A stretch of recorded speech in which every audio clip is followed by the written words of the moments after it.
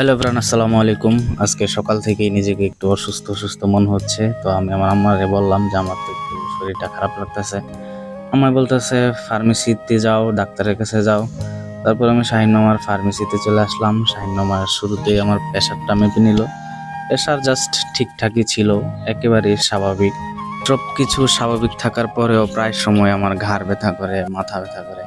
তো এটা শাহিন মামাকে বললাম আমি। সে আমাকে বালিশ চেঞ্জ করার পরামর্শ দিল, তারপরে রাত্রে ঘুমানোর পরামর্শ দিল, ঠিক মতন খাওয়া দাওয়ার পরামর্শ দিল। সো আমি ভালো আছি, যাক আলহামদুলিল্লাহ।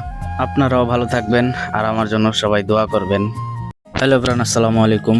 আজকে সকাল থেকেই নিজেকে একটু অসুস্থ অসুস্থ মনে হচ্ছে। তো আমি আমার আম্মারে বললাম যে আমার তো একটু শরীরটা খারাপ লাগতেছে। আম্মা বলতেছে ফার্মেসিতে যাও, ডাক্তারের কাছে যাও। তারপর আমি শাহিন মামার ফার্মেসিতে চলে আসলাম। শাহিন মামার শুরুতেই আমার প্রেশারটা মেপে নিল। প্রেশার জাস্ট ঠিকঠাকই ছিল, একেবারেই স্বাভাবিক। সব কিছু স্বাভাবিক থাকার পরেও প্রায় সময় আমার ঘাড় ব্যথা করে, মাথা ব্যথা করে। তো এটা শাহিন মামাকে বললাম আমি। সে আমাকে বালিশ চেঞ্জ করার পরামর্শ দিল, তারপরে রাত্রে ঘুমানোর পরামর্শ দিল, ঠিক মতন খাওয়া দাওয়ার পরামর্শ দিল। সো আমি ভালো আছি, যাক আলহামদুলিল্লাহ। আপনারাও ভালো থাকবেন আর আমার জন্য সবাই দোয়া করবেন।